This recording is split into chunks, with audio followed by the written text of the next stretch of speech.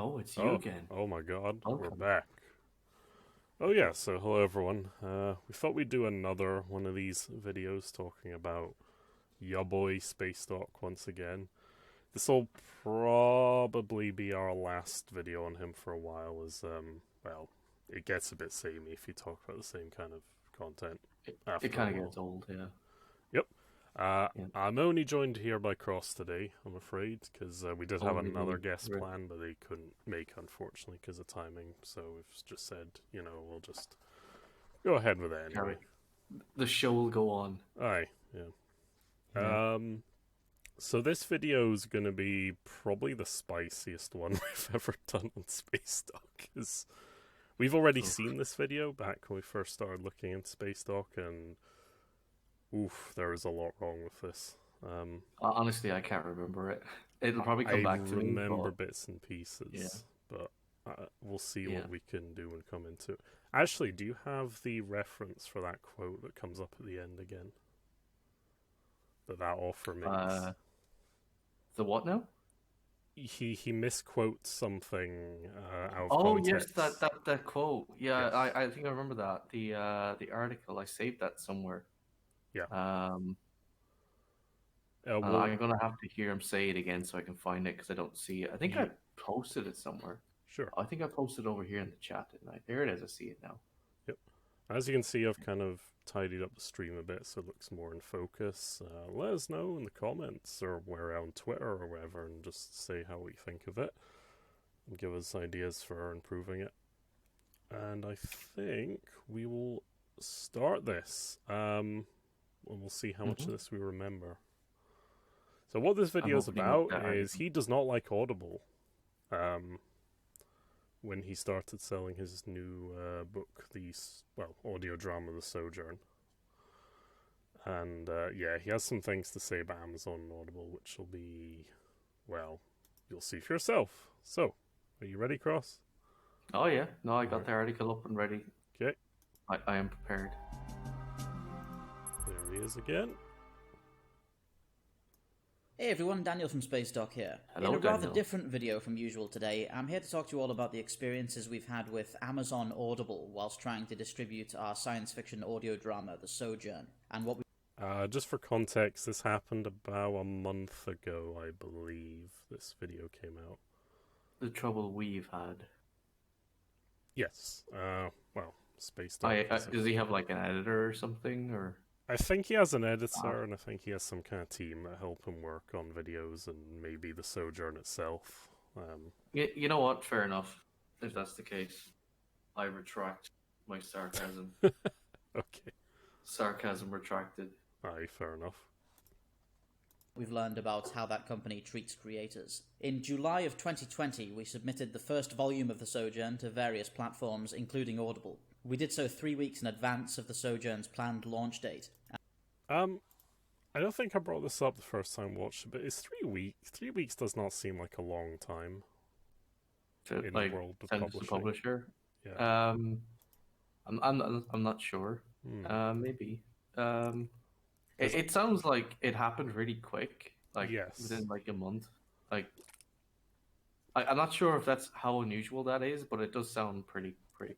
yeah. Or at least that's the impression As I I said, get. unfortunately, we did have a guest who has published their own book, who might have been Yeah, able to. with not Audible, but with Amazon self-publishing Yeah. thingy So for unfortunately, we don't have much, experience or Mhm. expertise to go on this. But it just strikes me as 3 weeks being a little bit of a small time frame to, start Yeah. pre-planning distribution and all that.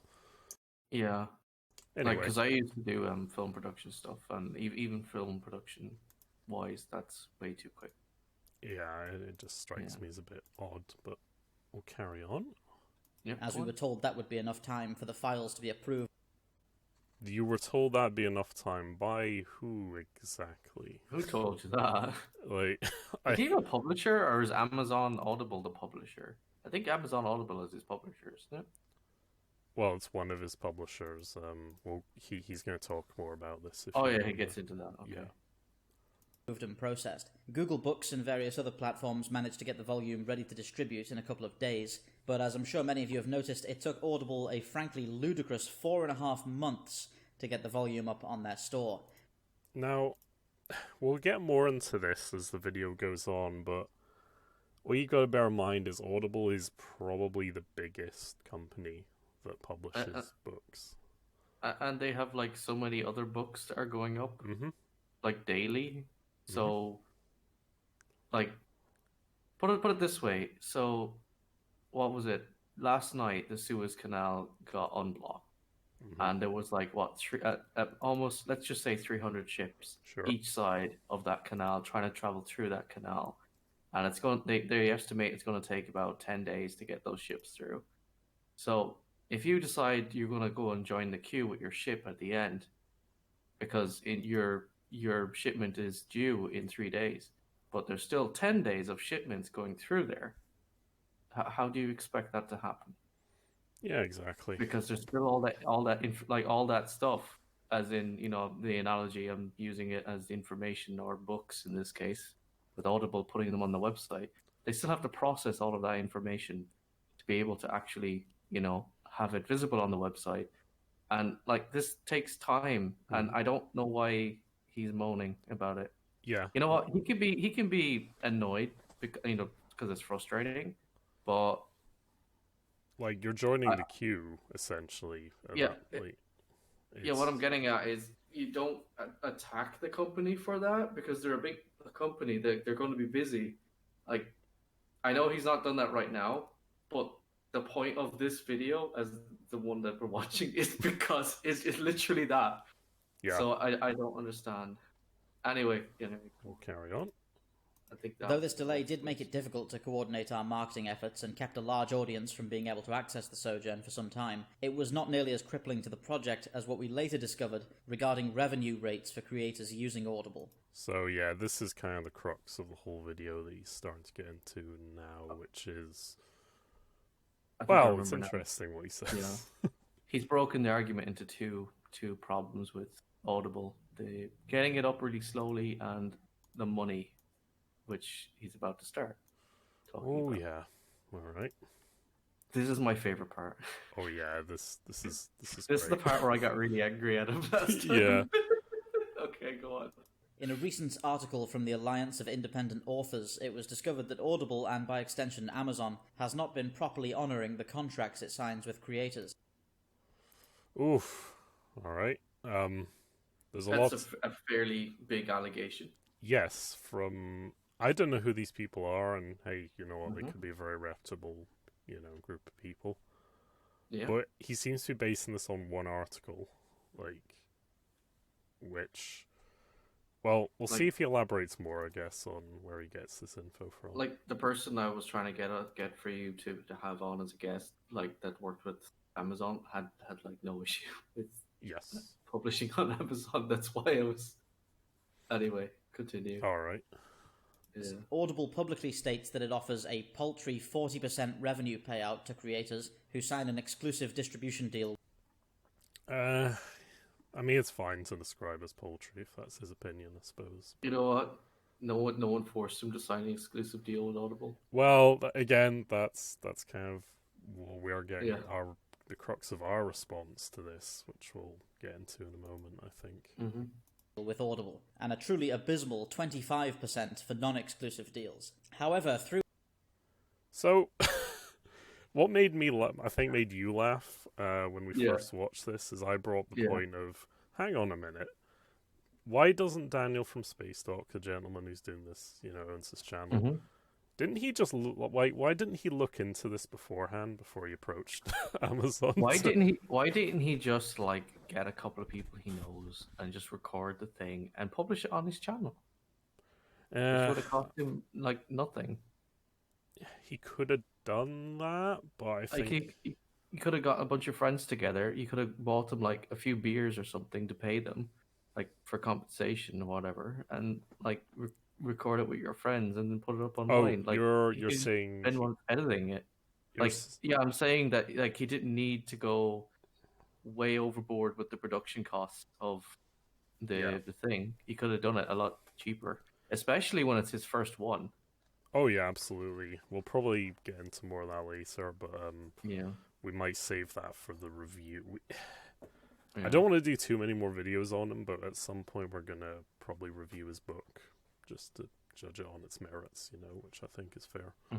Because we've been very negative on his book, even though we haven't read it yet. But we'll see what we can do at some point. Fair enough. Yeah. Oh, you know what we should? You know what we should do a video on actually. We should do a video on Honor Bound at some point. Oh yeah, well, some 40k books. Yeah. Yeah, I also want to look at Shad's book as well at some point. Yeah. Anyway, that's off topic. Let's get into this. Yeah. All right.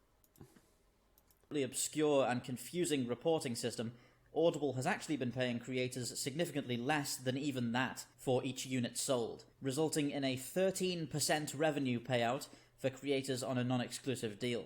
For the Sojourn, this means 90 cents per unit sold. If this was our only revenue stream, which for many authors and producers it is, we would need to...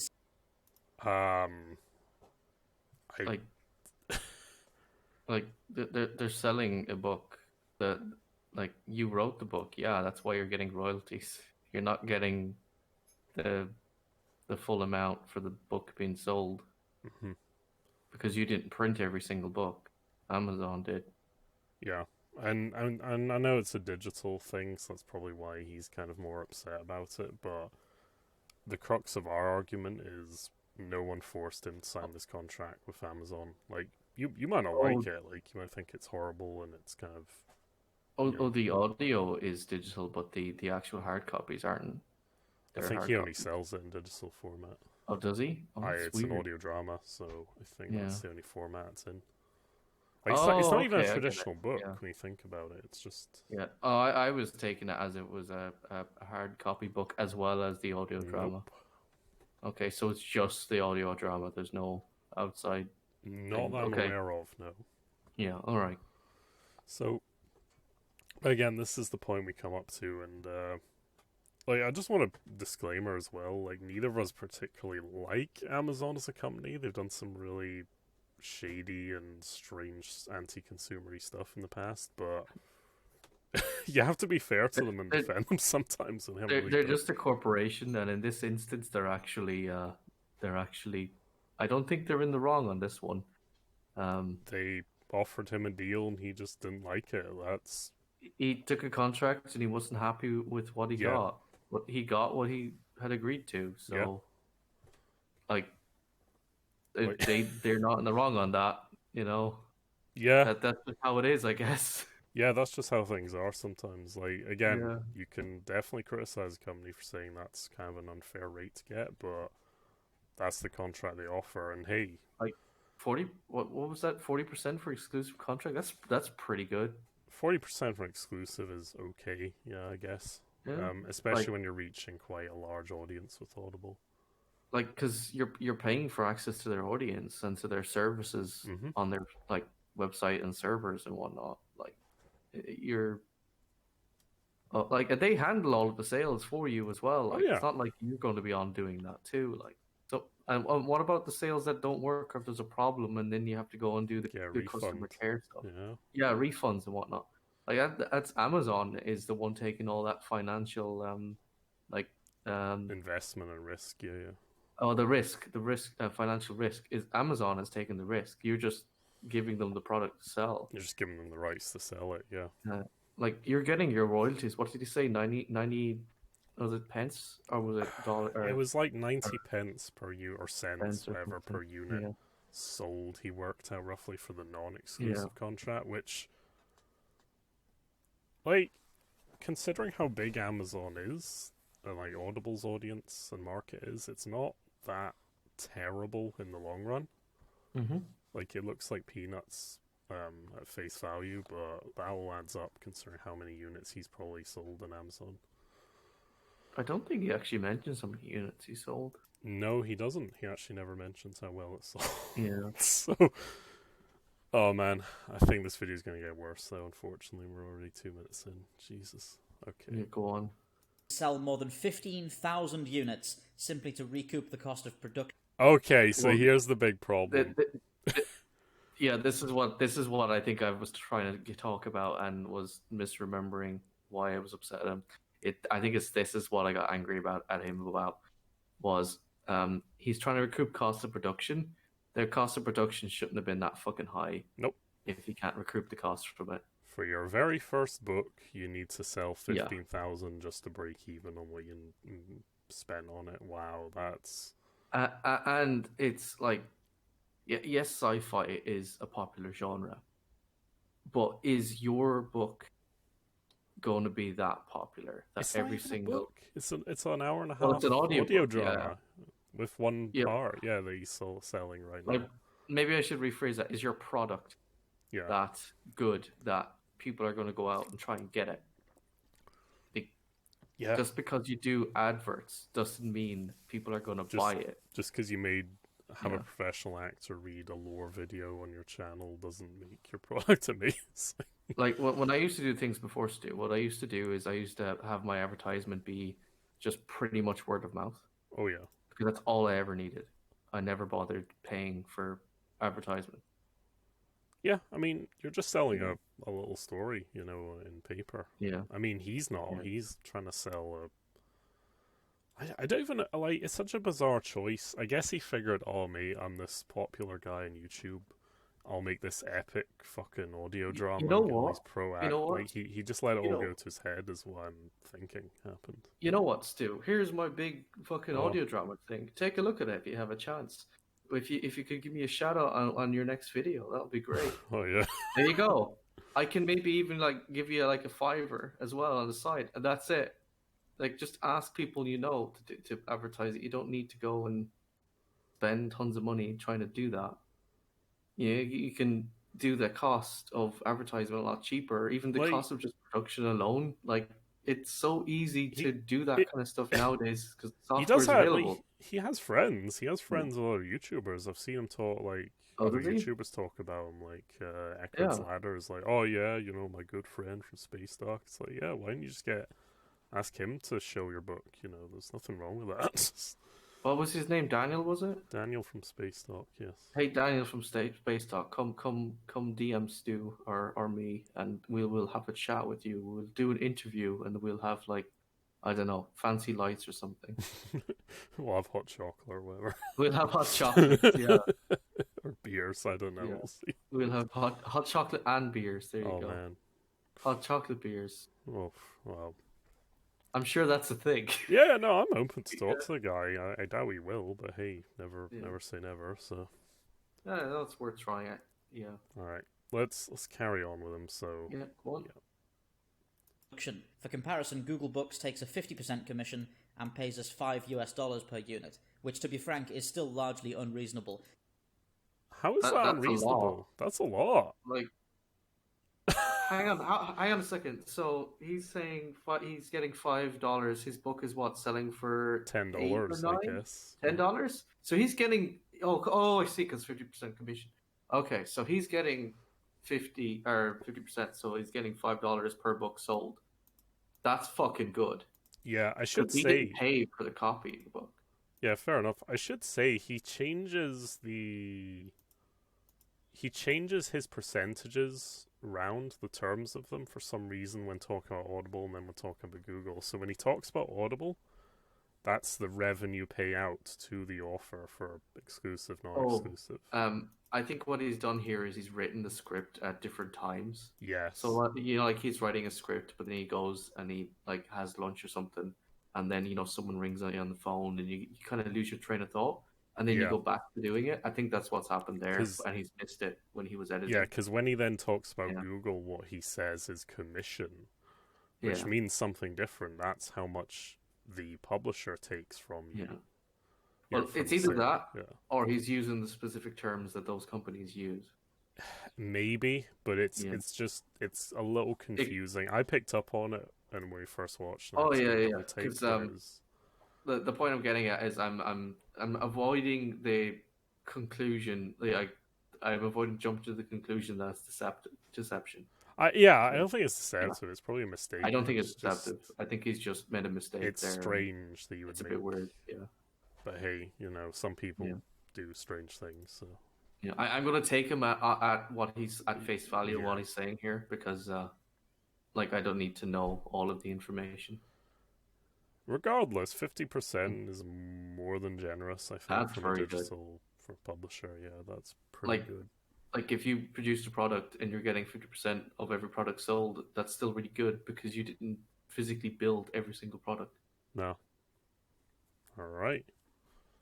Reasonable, but dramatically better than Audible, and requires only 900 sales to recoup production costs for a single volume. Are you going to sell 900 copies on Google though? That's the question. I mean, yeah, this is the thing you have to weigh up, I guess, when you're trying to sell a product. Like, yeah, do you want that nice exclusive contract with Amazon where you can sell loads of units and get the 40% payout, or 25, or whatever the hell it was he said it was for the actual money with Google? I don't think he even mentioned what the actual, because he said something like, "Oh, due to hidden fees or something, you only get 13% from a non-exclusive rather than 20." I don't know. He's 25 from the non-exclusive. Yeah. Okay, I see what you mean. Because I don't think he mentioned there was hidden costs with the exclusive contract. I could be wrong, but it's kind of weird to be hidden costs. It's kind of weird to be hidden cost on a contract like that. If it's like an admin fee.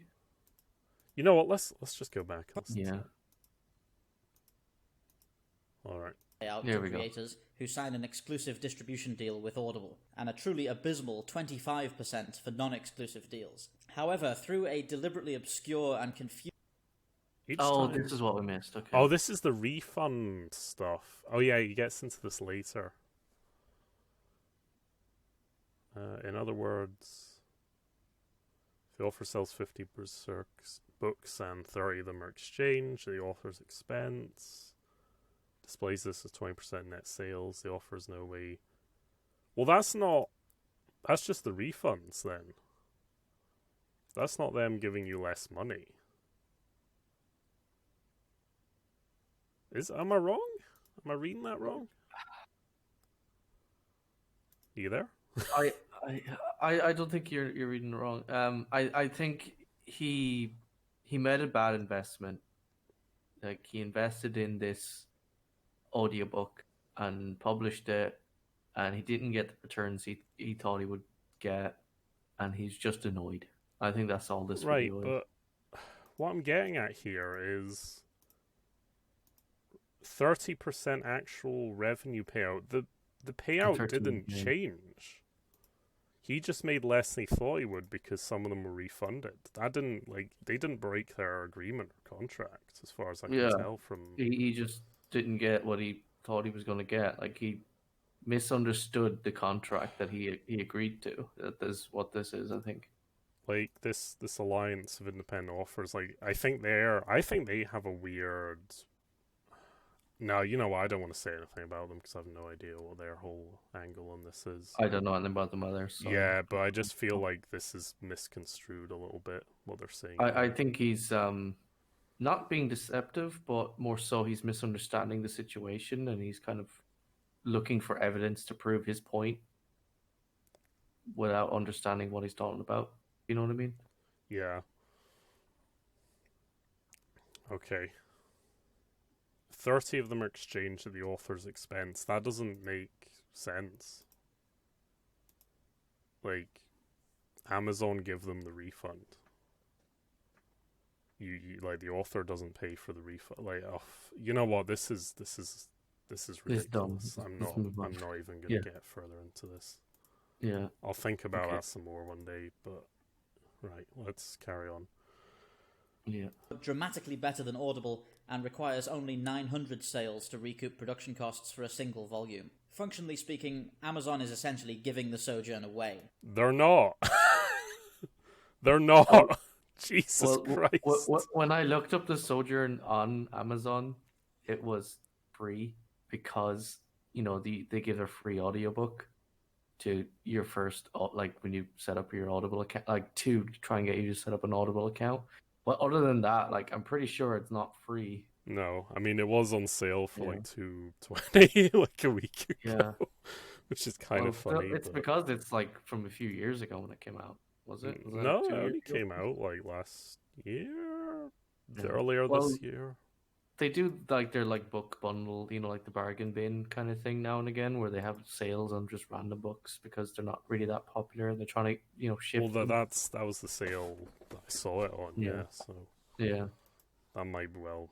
But yeah, we'll carry on. So he says Like they're giving out. there's a lot of books on there, like so like it's not you're not gonna get special treatment. No, like everything goes on sale. The Warhammer books, they're Yeah. fucking pricey as shit, but they still go Yeah. on sale for really cheap.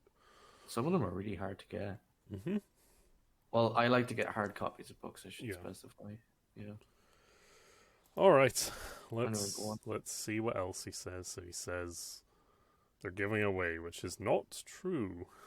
Yeah, didn't he animate it as well, just to make it cost even He more made money? animated like Yeah. clips and trailers on his channel to advertise it, but No, I'm pretty sure he might have animated. I could be wrong. I'm not gonna you're right. specify. I've not actually listened to it.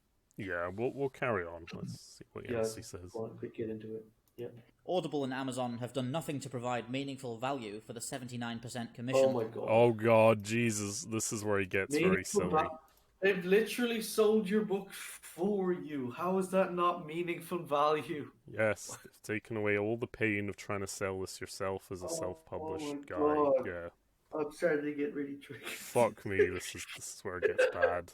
Yeah. Yeah, okay. Go on. Okay. Jesus. Okay. That they take Watch from the me sale read in a minute. My god. Alright, go on. of the Sojourn, other than listing it on their platform. No! They do more than just like what do you think is involved when they list it on the platform? You know what? Even if they did that, still a pretty good cut. Just for the market share you're getting into, yeah. Yeah, because it's international sales. Yes. Everyone around the world can go on Amazon and find your book. Like I ordered a copy of the first Cyprus game omnibus that's coming from Australia, and I'm getting a book from Australia. Mm-hmm. A few years ago, that would take like a long time. It could take months for that to happen. Yeah, sure. Getting it in weeks. That's very fucking good. Like, if I can go online and buy this guy's I know this guy's book is a digital copy, but if it was a hard copy and get it like pretty quick, that's fucking pretty spectacular. Yeah, you can absolutely. just do that. That's why I'm kind of confused why he's moaning about it. Well, he's gonna moan about some other stuff, which we'll get into. Yeah. And it's only through the more reasonable rates of our other distributors, like Google Books and principally Patreon, that we're able to... Oh yeah, so... Oh my god. I don't know if he sells his book on Patreon. I think he does, sort of. Like, I think if you pledge... It's all his money to make his book from Patreon anyway. Well, yeah. I think the idea is if you pledge to a certain tier for a month, like, I don't know, the $10, $20 tier, whatever it is, it'll be... He gives you a copy of it for free, is what I'm presuming it is. You mean you've already paid for it, so he might as well just give it to you? Yeah, basically is kind of how that works. But that's exactly what's going on there. All right. He's trying to kind of gaslight you into thinking that you're getting something for free. Okay, Jesus. go on. Yeah. Oh man, continue we're only like 2 minutes in as well. Jesus. I know. producing the series at all. Now, in our research on this topic, we also discovered a lot of recent outrage from creators using Audible regarding returns. The hashtag AudibleGate campaign has revealed that Audible's Easy Exchange program, where customers could return audiobooks for a credit at any time, no questions asked, regardless of how much of the audiobook was listened to, resulted in earnings being almost entirely clawed back from creators. You know what? If your book is shit, that's not the customer's fault. If they're not happy with the product they bought, they are entitled to a return. It is in the contract they agree to. You know the little tick box that sometimes does be on a thing when you do your purchase. No one ever really reads it. Yeah. It's literally written in that. Yeah. And like if customer's not happy with, like, say you've like made a nice fucking stone statue, and a guy pays for this stone statue, and he gets home and he realizes, that the fucking, I don't know, the mouth on the statue is terrible, it's crooked. Yeah. So he's like, oh mate, that's crap. So he goes and he returns it. He has every right to do that. So why do you think you can't? You know, you can just not give their money back. Like, yeah, they didn't get what they paid for. I'm a bit mixed on this because on the one hand, I think customers are entitled to a refund. I mean, it's in law in most countries, pretty much. But there are people that abuse that.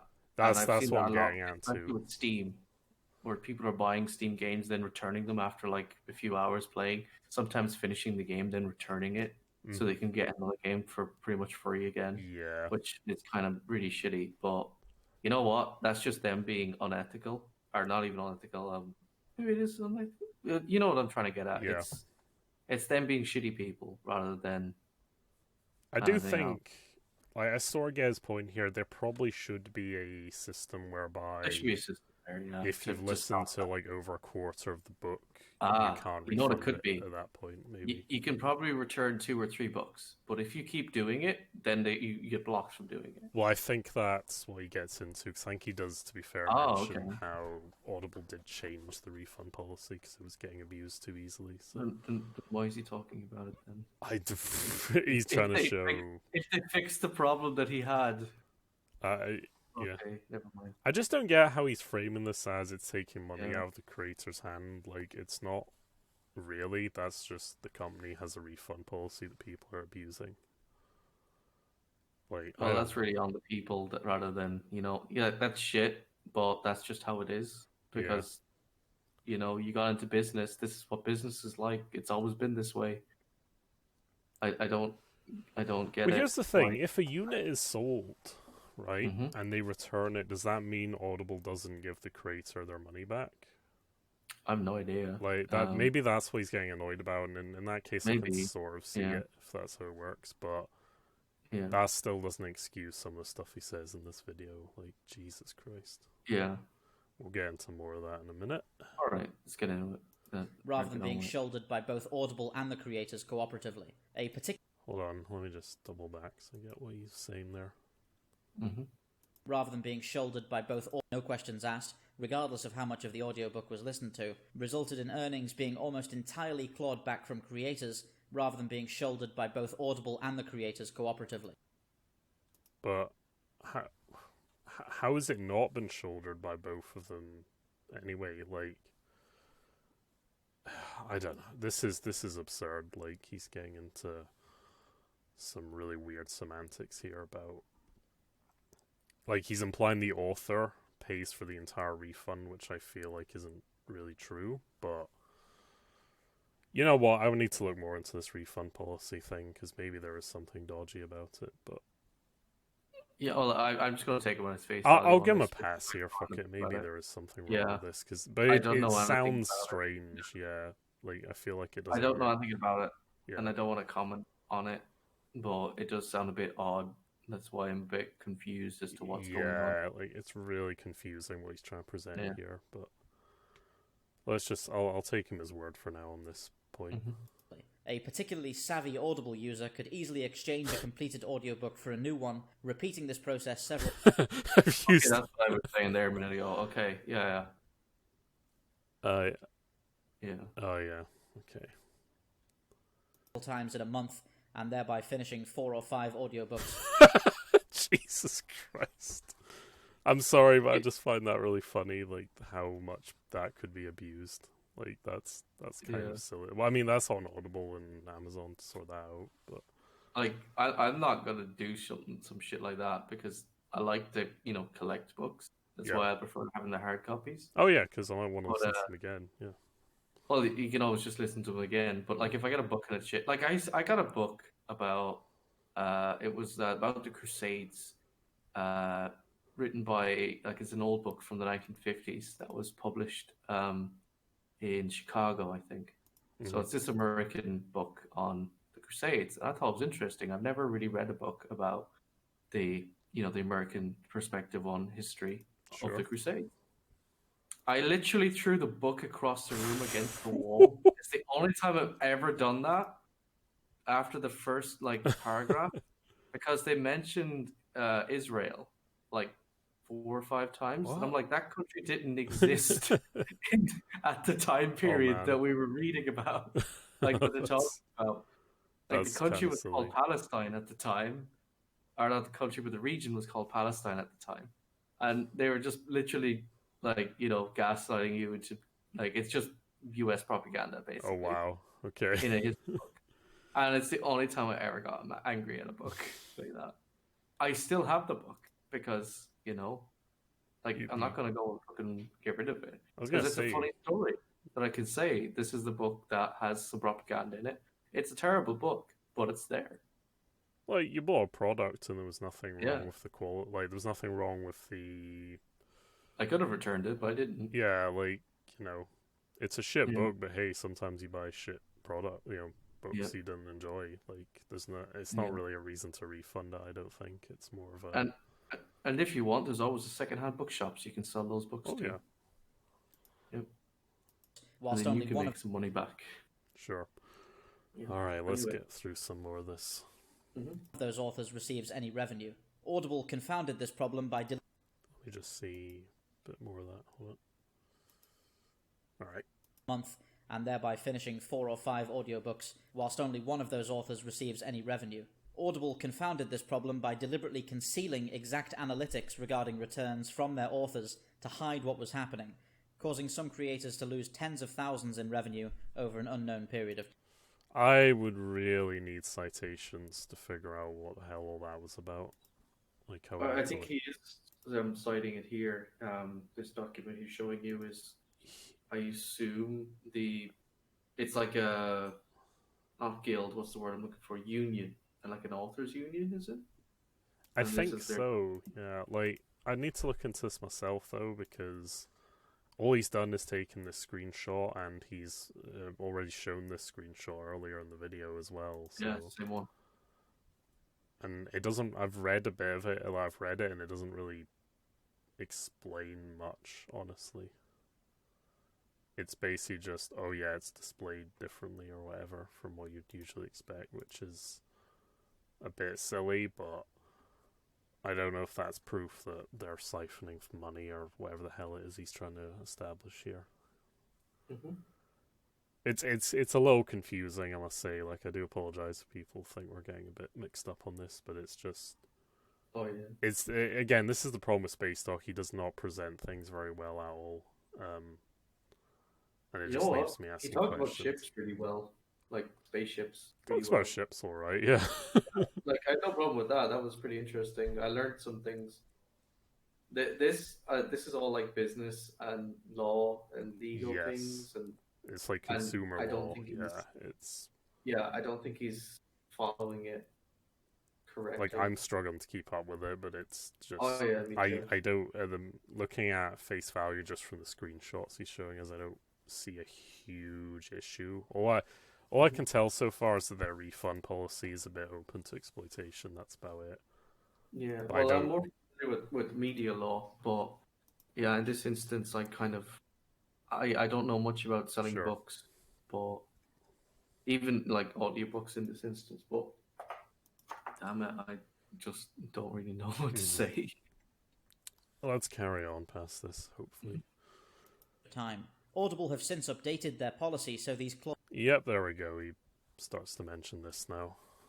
clawbacks can only occur on titles returned within 1 week of purchase, but until the reporting issues are resolved, creators have no way of knowing if this change is a meaningful one. It's a bit better, but still, like, I can buy a book, listen to it in a day, because at most they're about 9 hours long, maybe 10? Yeah, sure. In a day. I could probably get 2 books in a day. Mm-hmm. And then... It's still a bit exploitable. I'm not really sure why. I guess he says authors aren't getting the analytics they need, but... Yeah. But at least it's better than just infinite. Sure, yeah. It's a slight improvement. It's not perfect, but you know what? What is perfect? Yeah, you're not really going to get a perfect solution to most things. They're trying to solve the issue. I think it would be done better rather than by week of, like, the week after you bought it that it runs out. More so the amount of returns. Mm-hmm. Like, if you return like more than 4 books within like the space of like a few days of each other, they should probably look into that. Within a week, easily, you shouldn't be if it's returning that like many. repeated returns within a week. But if it's now and again, that's a different story because maybe those books were just shit. Yeah, and people just really were that pissed off they wanted a refund, which is it's something you can do if you feel the need to.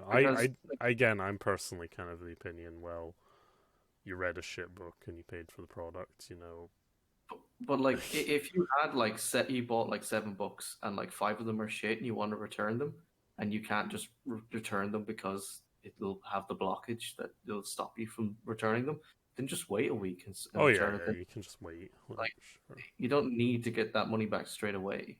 No. Or, even in this instance, it's not even money back. It's just you're getting a credit to buy a book cheaper. Yeah, so, sure. Like, it's like an in-house currency kind of thing. But still, like, it's a problem easily fixed. I don't think it's a big issue. I don't know why he's bringing it up. He seems to be presenting the idea that the authors are getting cheated out of their money, and I don't really think that's what's going on. You know what? If you think you're being cheated, buddy, go and set up your own your own publication. Well, this is what I'm getting at. Like, he should have looked at Audible and seen that this was happening from the Alliance of Independent Authors or whatever, and seen what they had to say about Audible, and he should have just not signed on with them in the first place. Just self-publish. If this was disagreeable to him, I don't get it. To be entirely frank, this entire argument that he's presenting, I just don't understand what he's doing. Yeah, it's a mess. Okay, go on. If you'd like to learn more about the hashtag AudibleGate campaign and read more about the real commission that Audible takes... Why does everything have to be called something gay? I'm getting really annoyed about that. Yeah. It's a clickbaity thing to get a movement going, or a boycott and all that shit, but it's just... Like, a few months ago, I think it was last year at this point, there was like a huge thing over here, Stu, where a bunch of politicians went golfing when lockdown was put in. Yeah. So it was called Golfgate. And I'm just like, why does everything have to be called gay? Doesn't that devalue the idea of the movement? Because then people will just be like, oh, it's another one of those gate things again, gate controversies. It's just a meme thing now at this point. Like, it's just a joke. It's not even a serious thing. Yeah. You can't take it seriously if it's just another one of the same thing we've already had many of, Like, at first it was done to get across the seriousness of the thing, but now it's just fucking just stupid. Right. Audible gate. You know what? If you have a problem with Audible, just don't work with that company. End of story. Yeah, exactly. This is the crux. You don't need to freak out and try and get more money off them. Just go and work with a different company. I'm sure there's many other companies. Sure, yeah. Could have gone to self-publishing, although that might have been difficult, like we were saying. Well, self-publishing is probably a nightmare to do. But you know what? If you have that much of an issue, then that's your solution to it, is to do that. Sure. All right. Hopefully he stops talking about the refunds, because I'm getting sick of this. I don't think he does. I think he's going to do this a bit more, and then he's going to change subject. Right, okay. Yeah, go on. In the description to go to the Alliance of Independent Authors website and sign up for their newsletter. They have a few articles breaking down this issue in greater detail. You know what? I have better shit to do than have to look at their newsletter. Well, I'll look at their articles maybe, but I'm not signing up for their fucking newsletter. Like, why? I don't even know anything about them, buddy. Like, why are you telling me to do that? Like, say I'm a guy that subbed to his channel to watch things about spaceships. Why would I care about this? You probably wouldn't care unless you were interested in his book, like his audio book. Like, if I'm investing in his book, I could probably see that. But the majority of people that I'm assuming sub to his channel are there for the sci-fi stuff, and they're not here for politics or the call to action to go and let's mess with Amazon. Mm-hmm. He's not even presenting it charismatically to make me want to do it. No, like, he just seems to me to be coming across like he's just really butthurt about Amazon didn't give him enough money. I think what's happened here, Stu, is he made a bad investment in his first book. He didn't get the returns he wanted from it to pay for what he did. Yeah. And he's just annoyed. Sure. And I'm pretty sure as well to not go into the side of just outright calling it fraud, but I'm pretty sure a lot of that money was his Patreon money that he thought he was going to get back and he didn't. Yeah. So he invested the Patreon money he got from his viewers, and it didn't work out. Yeah, it wasn't the big hit they thought it would be, kind of thing. Yep. And usually first products are like that.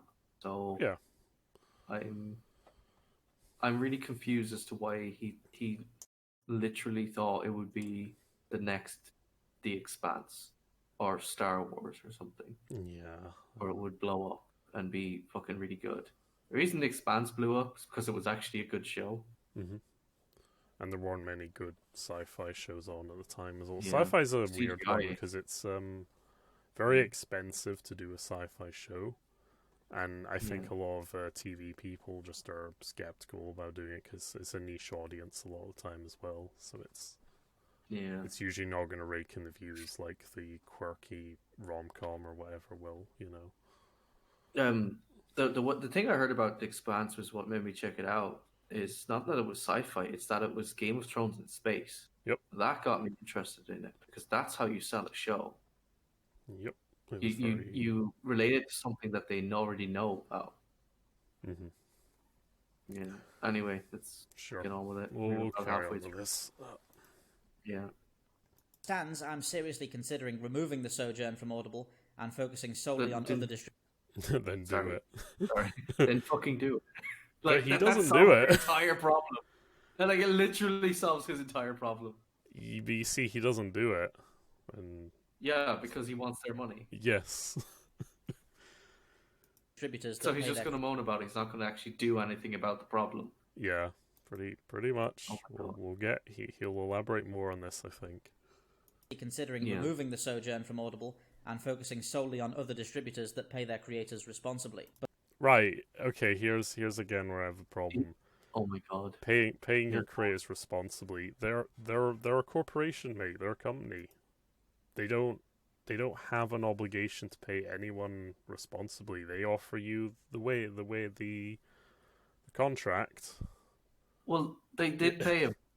Like they did pay him responsibly. They paid him the contract he agreed to, and I don't understand. They paid him exactly what they were offering him. Yeah. Yeah. Well, that he agreed to anyway, and like let's pay me responsibly. It's like they kind of did, but also why are they obligated to give you more? Yeah. It's insane. Like, it's just the way he phrased that sentence. It's just insulting. Yeah. Because he's saying that he's accusing Amazon, or in this case Audible, of not being professional. Yeah, when that's a pretty big allegation. I'd argue he's being very unprofessional here. Because he is being very unprofessional exactly here, because he's literally going to the internet and moaning. He's made a video and it's like really well edited, and there's like we're watching some animation, so he's even animated this video moaning about them. Like he put a lot of effort into this video, but why? Why? He feels very strongly about his cause, you see, Cross. I'm trying to not make this a personal thing, but I'm getting really... Yeah, I'm trying not to, but he's just saying really insane stuff, so I can't. And by the way, because we did forget to mention it, do not contact this person. Oh yeah, don't send him anything nasty, just, you know... Tell us what you think about it. Just record a YouTube video talking about it. Or do that, I guess. Yeah. Oh, Jesus. Right. Yeah. Oh, Jesus. Alright, let's carry on. But I like the art style. The art's okay. I just feel like it's a bit drab, That's the only thing I think about it. I get what you mean. It seems kind of slightly unfinished, but I like that's fine. It's just like the artist style. So It looks like the I kind of don't thing. take any issue with it. It looks like the kind of thing you'd put in a coffee shop. Like, Oh yeah, no, it's really nice. all right. Creators responsibly. But the unfortunate truth is that Amazon's monopoly over audio narrative content is so complete that removing our content from their platform takes away much of our relevance and Yes. Well, then that's your problem. Yeah, because that's. you chose to do that. Like, I'm sorry, but they're the biggest company around right now. And if you choose not to work with them, then that's on you. Like, Yeah, like you can go your own way and do that's your own perfect. thing. It's perfectly reasonable to go your own way if you don't like the big monopoly company. I get that. I don't really like EA games, but I still play their. I still I still buy their games occasionally. Like if there's a game I like, but. Oh shit! Here comes Call of Duty 1979. Oh shit! We're gonna go into Vietnam, motherfuckers. Remember Saigon? Oh God. shit! There's a weird reference to Die Hard. Yeah, but yeah, I don't like monopolies, but at the same time, there's not a lot you can do about them unless the other companies kind of up their game a bit. Like, yeah, you know, that's just kind of how it is. public awareness. There have been awards groups and reviewers who have refused to even accept applications from productions that are not available on Audible. And no comment. That's their business. Yes, I that's actually really made me really angry. So no comment. Yep. That's the best thing I could do. That there. is completely their prerogative. If I they, will rip into them for that. oh yeah, well I'll just say, you know, that's their prerogative. If they want to cater to a certain, you know, size of production or whatever that has enough reach. If they want to limit their content, then that's on them. That's on them. Yeah. Just as you limiting your content to not being available on Amazon, if you want to remove it from there, is on you. Yep. Like that's not Amazon's fault. That's on those guys for doing that. Like that's just, again, we've come back to that's just how it is. Like that's how life. business is sometimes. Like, yeah, I'm it's all common sense stuff, but he's like, no, to me it's an outrage. Like, this okay. whole thing comes back to I didn't get my way and now I'm upset. Yeah. First foray into writing a book, I suppose. Well, audio production. Anyway, let's carry on. Let's get this done. We're nearly there. We're nearly there. We've actually not gone too. Got more than half of it. Yeah. And the simple fact is that platforms like Google Books and Scribd attract a tiny fraction of the audience that Audible regularly draws in. There are, however, some actions that I am able to take. Sorry? He's got a fraction of the audience that Audible drags in. Based on what? Like, what are you basing that statement on? Yeah. Like, did you expect everyone on Audible would buy your book? Is that what you're getting at? Like, I know that's not what he means, but like that's a weird throwaway statement to throw in there. It's a bit of a strange line, very clunkily delivered. Like I don't even get what he's implying there. Like the Amazon are secretly fucking hoarding all the pie for themselves or something. I don't know. It's strange. Like that's the market. That's business. Some companies just don't have the same reach that the bigger companies do. You know. Yeah, 90% of all 90% of startups fail, and this was just one of those instances. Mm-hmm. Well, granted, it's a product rather than a startup, but like. I mean, hey, it's still out there. You can still buy it if you want. Like it's not like he failed. Like his book, it sold. People bought it, but just not as many people. It's being sold. Yeah. Like I don't want to get too ad hominem on the guy here, even though we have in the past, but it does just come across like he's not happy that he didn't make as much money as he was hoping for on this first product. To pay for the costs that he expenses. Like he went and hired like professional actors, didn't he? And he got like a science specialist and animated things, and got the guy to I do assume the art. there's sound effects. And the art as well for the as well as the animator, and like someone mixed all that audio together to make it into the audio drama. Yeah, like I I don't know why you would do that on a first project. Nope. Okay then, let's carry on. Yeah. Okay. First of all, just get this done. I'd like to make it a matter of public record that Spacedock Okay, will never we're serious now. Public record. Man. Oh shit. Okay. Spacedock shit. will never. Here we go. Get your Never pens again. out, everyone. be accepting sponsorships or hosting adverts for Amazon Audible. Frankly, Oh my god. Oh shit. Oh no. I think this is a rather sad result. So, point number 1. He has burnt the bridge with Amazon. Yep. That's what he just said. But did he take his book off Amazon? Nope. No. So he literally that statement literally meant nothing. Yeah. He's like, oh mate, I'm making a big fucking moral virtue signal here of, I'm gonna give the middle finger to Amazon. I'll never deal with it again, but I'm still gonna have my first book there. You know the stereotype of the teenager who just gets really upset at their like parents for like and anything they say to them. Mhm. But they're just like, Mom. Yeah, that's exactly what's going on here. That he's not getting his way and he's stamping his foot. A little bit, yeah. We will, matter of public record, we will not advertise your company, but I'm still gonna publish my books on it. Well, at least his first one. Yeah. Oh god. Alright. I believed not too long ago that Audible was a genuinely excellent platform. Because it is. What made you... well, that's the thing, like...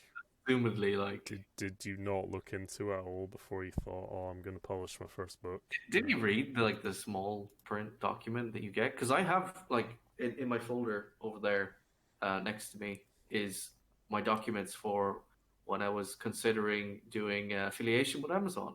And I have, like a 12-page document that was listing all of the stuff. Like, text is tiny, but, like, it lists all of the things I'm agreeing to.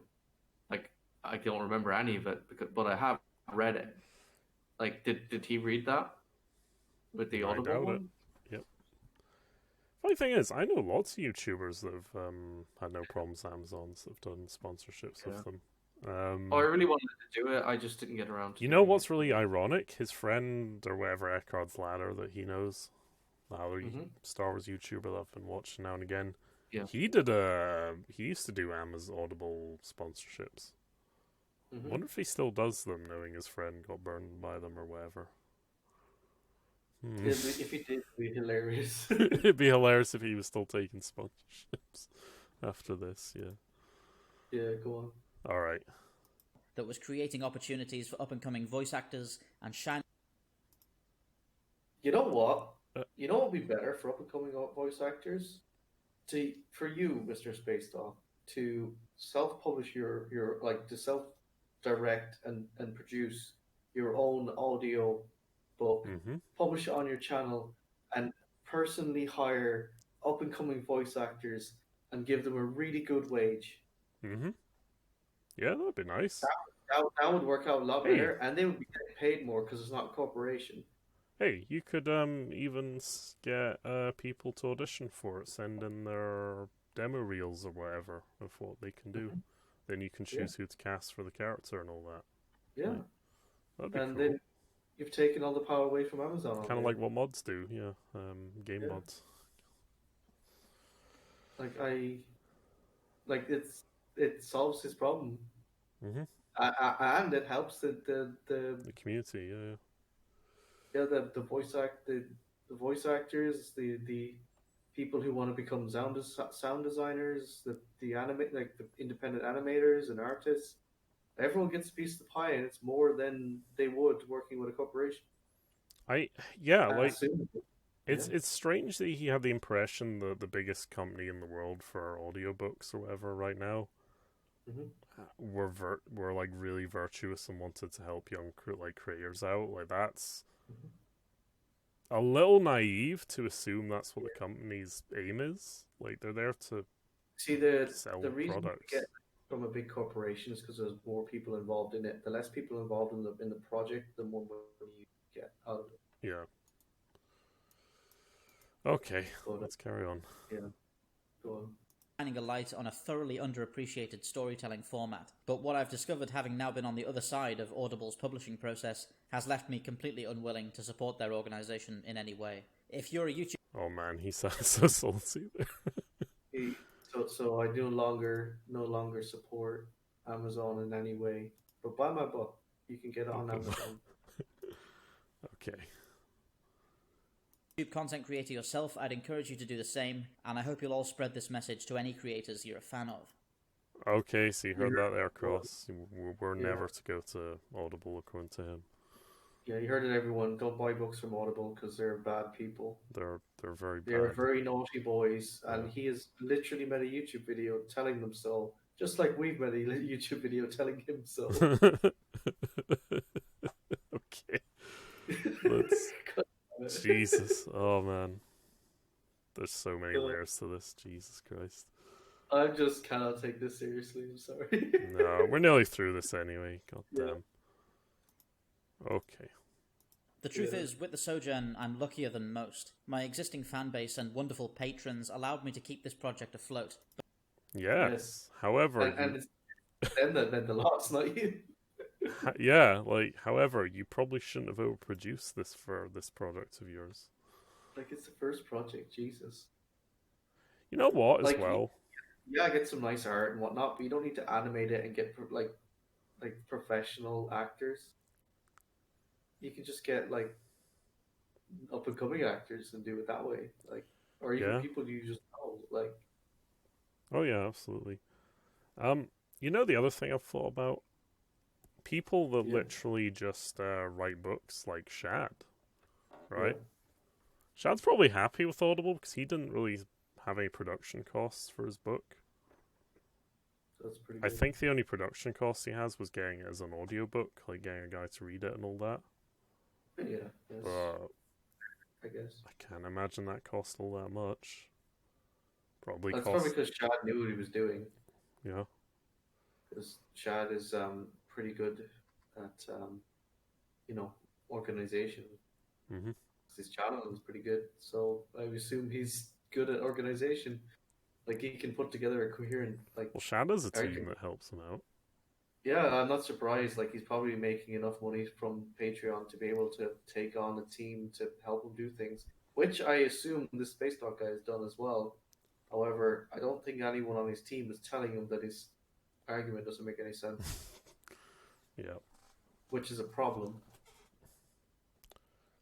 But the same is not true for the grand majority of original fiction writers on Audible's platform. If you scroll through the pages of Audible, you'll see thousands of labours of love from thousands of creators trying to bring new stories and new ideas into the public eye. And every one of them is being systematically exploited by... Oh god, here we go. Here we go. Every single person on Amazon Audible is getting exploited. And that is why you can buy my book there. Yes. What the hell? What the hell is this, man? You know what? If you're that upset that you have to go and put it as a matter of public record and tell everyone to not buy books from Amazon, why is your book still there? Why is your fucking book still on sale there? Yeah, that's actually really annoyed me. The hypocrisy there is insane. This is me trying to not get really angry at him. Yeah, dude, they signed the contract. They didn't have to sign the contract. They could have gone to Google Books or whoever the hell else is out there to sell their audiobooks. Yeah. They had so many options available to them, but they're like, you know what? Nah, it's not the best payout, but you know what? It'll sell probably well on Amazon. I'll go there. He signed a contract with Amazon. He got exactly what he signed a contract for, and he is not happy. Yeah. That's what this is. Man. There's literally no argument here. No. He's acting like this is a moral outrage when it's not. It's just him being salty about this. An angry, salty little teenager who didn't get what they wanted, and he's throwing a fit. Yep. That's what it comes down I'm sorry, Daniel, is it? Daniel, yeah. But that's what this looks like to me, Daniel. Yeah. That's me trying not to shit on you, Daniel, but it comes off the wrong way. It's not a good look, yeah, put it that way. Amazon, with their work left unpromoted and unnoticed. How is it unnoticed? We're literally reading it now. It's on the page here. All these You know what I'm authors. actually curious about? I wonder, did anyone on his team know he made this video? I think they did. They probably helped him make Yeah. this video. But again, it's like the whole, do you want to tell your boss that you're being silly? Like, it's risky to do that. Like, what the hell is Druid Justice? I don't know, and I'm An not gonna... adult urban fantasy. Oh my god.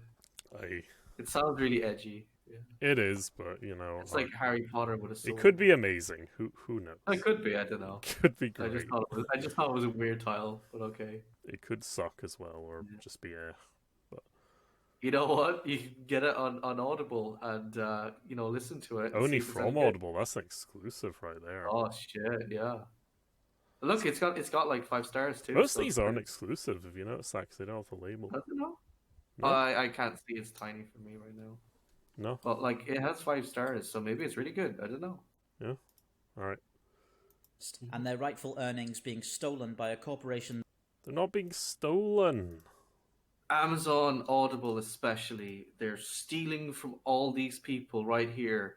They are horrible people. They are the worst people in the world. Do not buy any books from Amazon Audible, but you can get my book from Amazon Audible. You can get mine there. I would have had way more respect for him if he'd actually said, you know what, I'm removing it from the platform. That's exactly my point. Yeah, you would have a lot more respect for that. And look, you know what? He wouldn't have to make a video like this at all. He can just remove it from there, say nothing, and he comes out the bigger person. Yep. Or even, make a community post, make a Twitter thing, just saying, just make at the most, like, just make a community post saying, "Hey, I disagree with Amazon. I removed my book from there, but you can get it from these other retailers or whatever." That's all you have to do. Yep. Stamping your foot, making a video about it, with you getting really fucking passionate about you not having any stuff there, and you saying shit about Amazon, that makes you look fucking terrible. Yeah. It makes you look like you're just whining and being a little kid who didn't get his way. Yeah. Like, what happens when one day he wants to write a paperback book? Yeah, and you know what? It's not doing well, but anybody really wants to put it out there and so people can share it. Hey, Amazon, can I get... And they're like, nope. Amazon, like, I remember you. Yep. I've seen your videos. Nope. Shitting on me. Oh. Jeff Bezos himself is there watching this video. That had no role. Insulted. Oh, yeah. Yeah. The Extinction New Zealand series at the bottom. Oh, man.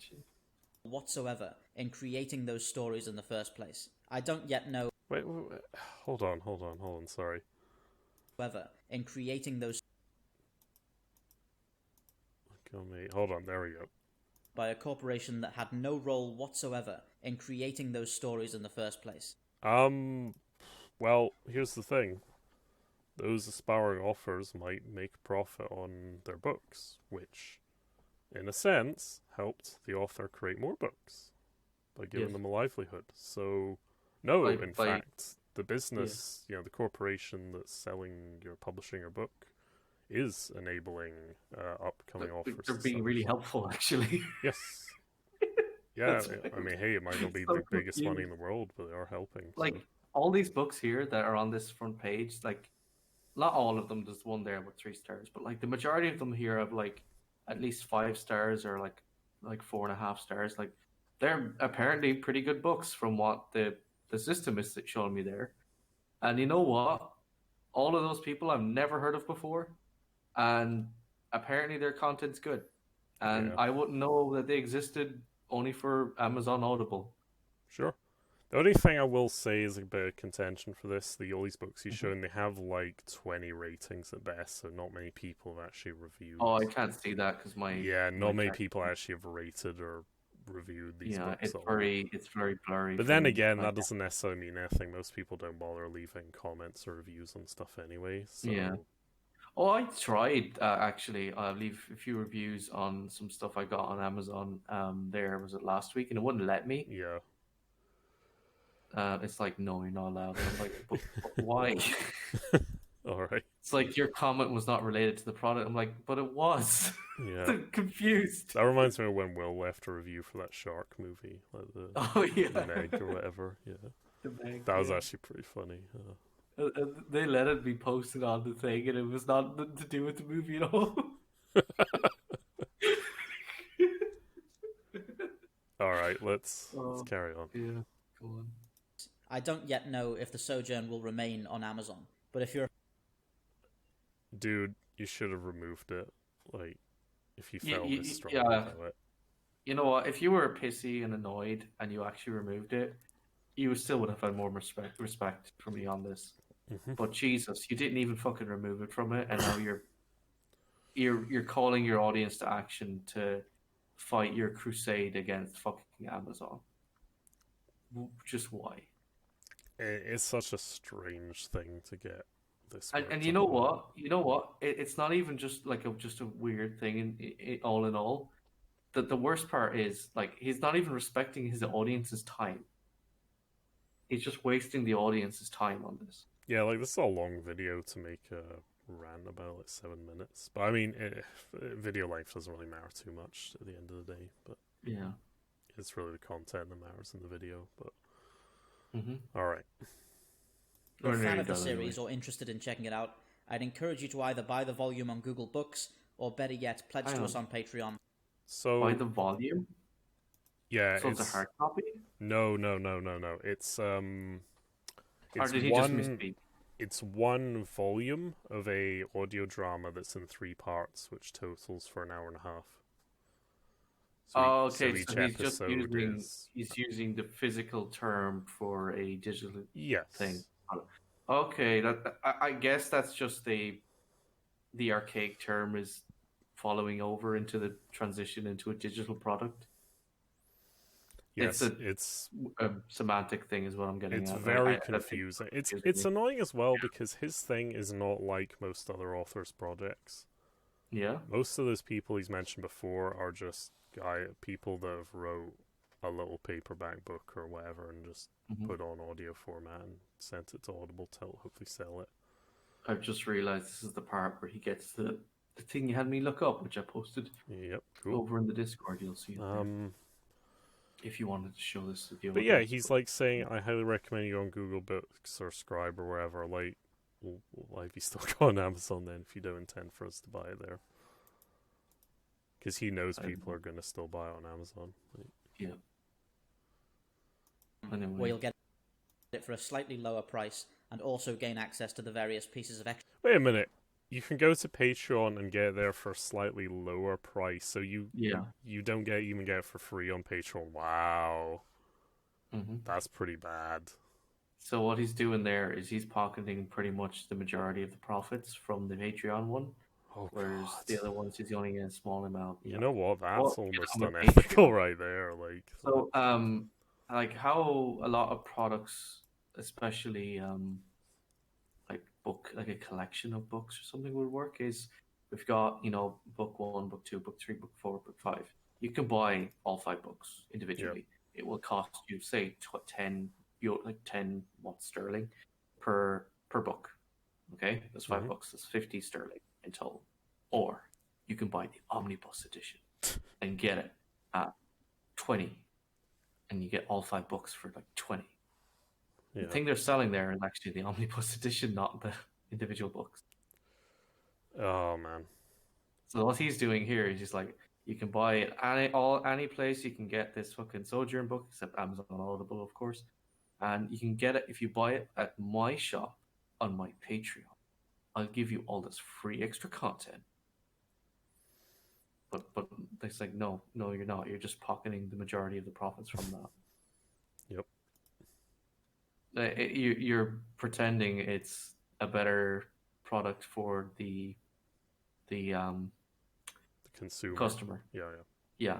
But like I'm pretty sure all of this images and whatnot he had produced anyway, and they probably just were maybe not used in the book. So he's just selling. I mean, there is no book. This is the visual dictionary. Well, I guess you're right. Actually, there's no. These could just be stills from the animation that I assume. Oh, there's a science advisor. Where's this? Gabriel Fonseca. To provide the Oh, quintessential guide to the Tantalus cluster and beyond. Stunning artwork from artist Leon Wood. His visual guide provides deeper look into the world of the Sojourn for fans of the audio. So he's selling a visual dictionary for his 1.5 hour audiobook.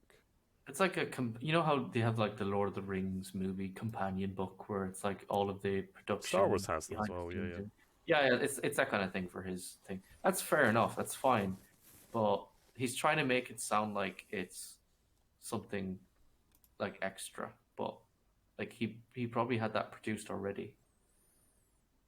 Yeah, so I guess you get this visual dictionary when you're a Patreon at that tier or whatever. Yeah. Okay. He's getting more profit basically if people take that option than if they just get it on Google. Yeah, I'm really kind of uncomfortable with how he does his Patreon, but I'm not going to get further into that for now. Extra content. We will discuss all the business things later. Maybe, yeah. Anthology shorts and visual dictionary. Right now, the science fiction genre in particular is in desperate need of new creators and new ideas to break us out of this rut of endless reboots and toxic fandoms. Whoa, mate, toxic fandoms. This furry fucking video, toxic. Yeah, this video is kind of toxic, to be honest. Is he just shitting on, like...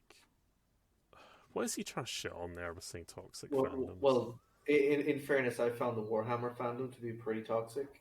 Yeah. Like, there are, like, a lot of people who are not, but... Like, elements for a new person trying to get into Warhammer, because, like, I didn't know much about it, and I kind of didn't care until you had introduced me to some aspects of it. Because the people I had met up until that point were just really shitty people talking down to you for not knowing about it. Yeah. And it's like, what's the fucking point at that stage? So you just it doesn't give a good impression of the fandom. So, yeah, he's not wrong about that, but it's still toxic to break it up. I think he's honestly, I think he's taking a jab at the people in the last video where he's on about the Star Wars fans wanting Grey Jedi, and he doesn't agree with that, and that's. Well, he's probably right about some people should be a lot less fucking, like shitty on the internet, but. Well, shitty. Well, they're being passionate about the thing they're interested in, which is fine. Like, that alone is fine. But when you're being passionate to the point of putting other people down, that's too far. Oh yeah, no, that is. Like, that's why I'm trying to be constructive with my criticism of Spacedock dying here, because like just shitting on him for no reason is not helping. No. We're trying to point out that this guy is very flawed in what he's doing. But he's redeemable. Like, oh yeah. Like this guy is hardly the worst person on YouTube. He's far from it. Honestly, it's just this is the one video of his that really kind of annoyed me with how ridiculous it was. Oh yeah, this is the one that I actually got really angry at the first time we watched it. I didn't like his Star Wars one about Grey Jedi either, to be honest. But I drifted off instead of that was all about fandom and stuff, so it was kind of all right. Anyway, we're nearly done. Nearly done. Here comes the quote. Yep. Yeah.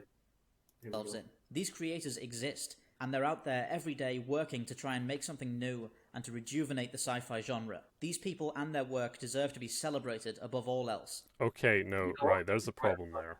Yeah. Well, he's right about help young, like the up and coming creators, help them. What were you going to say? They don't deserve to be celebrated above all else. There's a big problem. Oh yeah. The above all else caveat is a bit too far. No one's exempt from criticism. Like, I agree with help independent creators. Yes, I completely agree with that.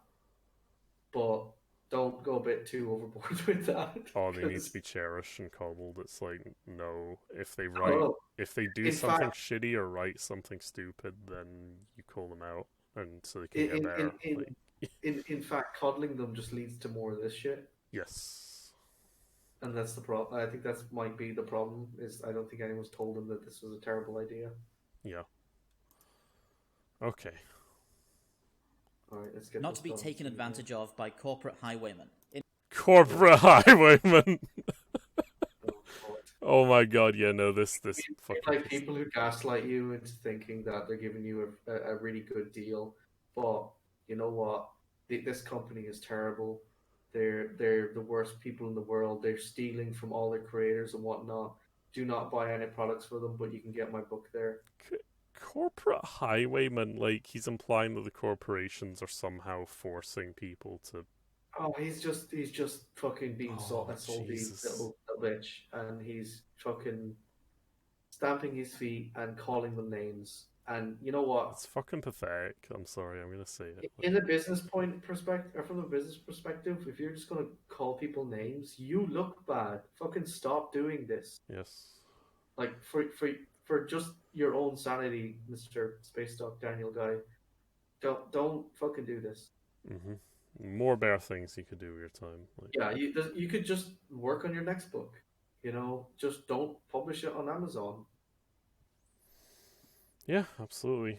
To be fair, And I then don't think he intends. I did look at some of his recent posts, and I don't think he is going to sell it on Amazon his second volume. that would be hilarious if he did that. It would be hilarious if he did, but nah, he did. Yeah. He did at least stick to it somewhat when He stuck to his guns with the next one. That's fair enough. Yep. Anyway, let's get this finished. In a speech on this very topic, the late Ursula Le Guin. Oh, here we go. So, Here we go. bare context for you people. When we first watched this, he brings up this quote from another author, who sadly passed away. But this might be the most disgusting thing in this video. Yeah, this is the thing that really made me get angry. So, right, Cross has got the quote here. I have the original source for the quote. Yes. Yeah. We're going to let him do his thing, and then we're going to show you what the original context of this quote was. We're going to read the quote in context. Yes. So we'll carry on with his quote here. Described corporations like Amazon as commodity profiteers selling writers like deodorant. And I can't think of a better way to put it than that. Okay. That's how he quoted her. Cross, tell me briefly what she actually said in the real quote. Hang on. I have the thing up in full screen and it won't go away. Oh no. So she says they're selling authors like deodorant or whatever, corporations like Amazon. Yeah. Okay, that's what he's saying. I'm trying to find the specific sentence where that is. But you know what? Fear-stricken. Come on, here we go. Market commodity. You know what? I'm just going to read the whole thing here because I can't find the exact part. So, to the givers of this beautiful reward, my thanks from the heart. My family, my agents, my editors know that my being here is their doing as well as my own, and that this is her like accepting an award. This is also from I should specify this is from The Guardian, I think. Guardian UK. So they've published her speech. Yep. Her acceptance speech. And I rejoice in accepting it and sharing it with all the writers who have been excluded from literature for so long, my fellow authors of fantasy and science fiction writers of the imagination, who for 50 years have watched the beautiful rewards go to the so-called realists. Hard times are coming, when we'll be waiting for the voices of writers who can see alternatives to how we live now, can see through their fear-stricken society and in its obsessive technologies to their ways of being, and even imagine real grounds for hope. We'll need writers who can remember freedom, poets, visionaries, realists of a larger reality. Right now, we need writers who know the difference between production of a market commodity and the practice of an art. Developing written material to suit sales strategies in order to maximize corporate profit and advertising revenue is not the same thing as responsible book publishing or authorship. Yet I see the sales departments given control over editorial.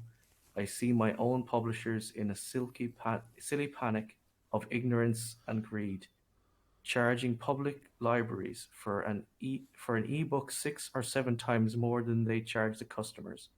We just saw a profiteer try to punish a publisher for disobedience, and writers threatened by corporate fatwa.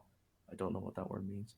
And I see a lot of us and the producers who write the books, write the books and make the books, accepting this, letting commodity profiteers sell us like deodorant and tell us what to publish and what to write. Books aren't just commodities. The profit motive is often in conflict with the aims of art. We live in capitalism. Its power seems inescapable. Sorry, my dyslexia is showing. The power seems in the. Oh my god! I just said it. I've already forgotten. Oh. Its power seems inescapable, but then so did the divine right of kings. Any human power can be resisted and changed by human beings. Resistance and change often being in art, very often in our art, the art of words. I've had a long career as a writer and a good one. In good company, here at the end of it, I I don't want to watch American literature be sold down the river. We we who live by writing and publishing want and should demand our fair share of the proceeds, but the name of our beautiful reward isn't profit. It, its name is freedom. Yep. So Apologies for my dyslexia, but yeah. So that's the whole quote in context. So what he's saying is independent writers shouldn't be treated like deodorant and be writing to fit I think to maximize corporate profits and whatnot. yeah, So he's accusing Amazon of doing that. Yeah, but the problem is it doesn't really match what she was saying in the quote, because she was basically saying that a lot of publishers were being too greedy, essentially. Yeah. So the irony here is, going all out on your first book and getting professional voice actors and getting like animations and artists and everything to, involved in your book and whatnot. I'm pretty sure that he's completely misunderstood the quote because he's not using it in the proper context. He's kind of doing the very thing that she's talking about. Well, that's the thing. This is probably the most damning thing about him. He is almost presenting his audiobook as a superior product because it has all this high production value. And again, this, I could be wrong, but this almost to me is suggesting that he cares more about selling this than trying to produce a piece of art. Yep. So again, I've not read it yet. It could be great. I've reserved my opinion on the work itself because I've not listened to it yet, but that's the impression I'm getting. The thing I'm going to go after him for is not necessarily the book itself, but just the way he sold the book. Yes. And the way he's presented this argument and literally referenced this thing, which I'm pretty sure he's not understood because he's literally done If anything, her quote is almost an indictment of what he's doing, which is kind of ironic. Like, deliciously ironic. It's kind of insane that he's completely missed that quote. Yeah. And what it was kind of intended for, but he thinks that was his big win, that quote there, is it? Because he repeats it in the credits, as you'll see. Jesus, I don't like. He has to have read that article. To get that. I think he may have just trolled on the internet and was like, "Oh, that someone gave it to him, a nice juicy quote." Yes, rather than actually reading the context. What happened? But... that quote was from 2014 from the Guardian. I don't want to suggest that he read it and then deliberately misquote it, because that'd be even worse. I don't think he's deliberately done this. I think he's just He's just basically, ignorant, I'm yeah. not assuming malice. I'm assuming incompetence on this case. Yes. Not to shit on him, but I think he's misunderstood this. Mm-hmm. Right, we're nearly done, ladies and gentlemen. 1 minute to go. 1 minute. If you Oh want to help no. It gets worse in 1 minute. It's a full minute. It's left. Jesus. close this video and go and find some independent science fiction to support. You know what? 100% agree with that. Yeah, sure. I'll read some independent science fiction. Why not? Yeah. Love it if it was the Sojourn, but I'd love it just as much if it were another creator just like me. Well, nice sentiment. I don't know if I want all I'm gonna creators to be overlook like you. I'm gonna overlook that. I'm sure he would prefer it was him, but you know what? That's fine. It's an okay statement. I'm not gonna rip into on that. But I don't know if I want all creators to be like you, buddy. Like, I no comment. yeah. Use Patreon wherever it's an option to make sure creatives are recognized. No. Don't use Patreon. No, don't. Patreon are bad people. Patreon is not a particularly great company. That is why I don't use Patreon. I have a Patreon account because I set one up, but I never bother using it. I can never understand Patreon for certain people that want to help finance and support their type of work, and if there's people that are willing to do that, okay. But I think there's better ways of doing it than using Patreon, honestly. Yeah. I think the best example is, you know how I use Roll20 a lot? Yeah. I refuse to advertise Roll20 because I don't like the company. Yep. Even though I use their product, and well, it's kind of like Amazon. I don't like Amazon, but Audible is a good service for me, you know. Yeah. So well, use it. Yeah, like I'm not a big fan of Amazon, but I use Amazon all the time. Yeah. But I probably would advertise Amazon though. So I wouldn't advertise Roll20. No. Because I disagree with a lot of their practices. Yeah. Things they've said and done in the past. Yep. Practices. That's the better term. Yep. Anyway, let's. I think I just interrupted you. Responsibly paid for their work, and encourage your friends and your favorite creators to boycott Amazon and. That's too far. Yeah, that's a bit much. Yeah. You could just left that part out. Audible. For as long as the creative industries are monopolized by Weyland-Yutani-esque corporations. Oh god, again with the whole rhetoric of painting these guys as villains. When we first watched this, I had no idea what Weyland-Yutani was, and then you pointed out it was the company from Alien. Yep. And I was like, okay, that's actually really overboard. They're literally calling Amazon evil at this point. Like cartoonishly evil. Cartoon, yes. Yeah. So I mean, hey, the wage fucking cage was stupid, but yeah, I wouldn't say that represents the company as a whole. That was just someone that made a dumb mistake. Yeah. You know what? Amazon probably are well within their rights to sue him on defamation. Yeah, maybe. Well, they probably couldn't be asked because they have other shit to deal with. Well, it's not really worth it. They're busy. Yeah, they're not going to get anything from them. The craft of imagination will suffer, and the science fiction genre will lose its power to effect change.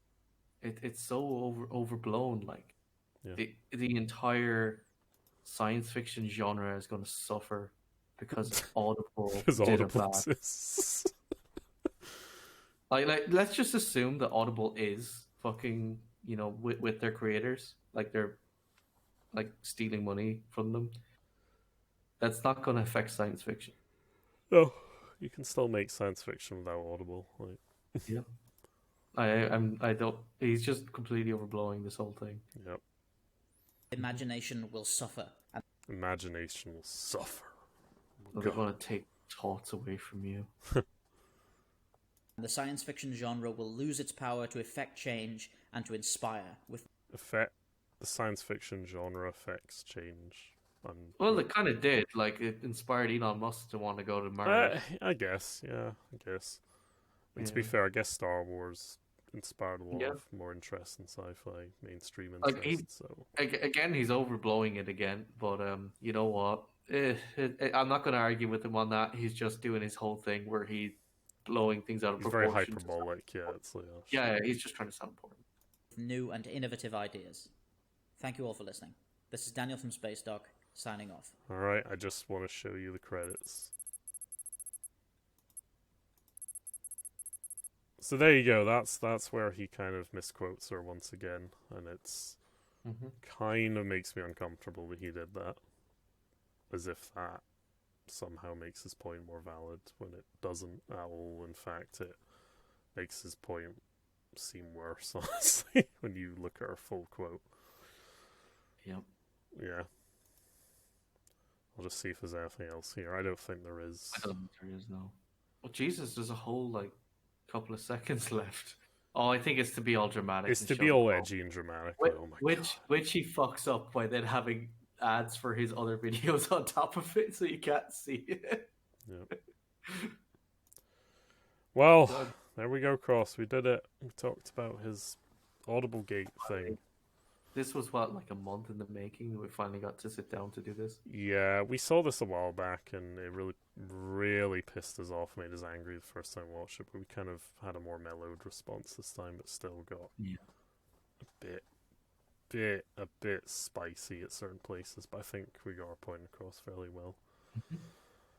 Yeah, I don't know if I have much to say, really. Like, we're probably going to give this guy a break for now because I'm really getting sick of talking about his stuff. But I am going to listen to his book, and hey, I might enjoy it. See, it might be really good. Who knows? You might give it 5 stars on Amazon. I might do, yeah. Even if it's shit. I was going to say, yeah, I actually did buy it on Amazon, which is kind of funny because I kind of wanted to leave a little dab on him. But, yeah. So say no, give it 5 stars and say I left a review on there. And there's this video. All right, you got any final thoughts on this, Cross? And here you go. I got something. No comment. All right, lovely. There you go. Okay. There's nothing I really can say about this. I think I've said anything that needs to be said. I find this really frustrating. He kind of comes off looking really bad. I don't know why this video was necessary.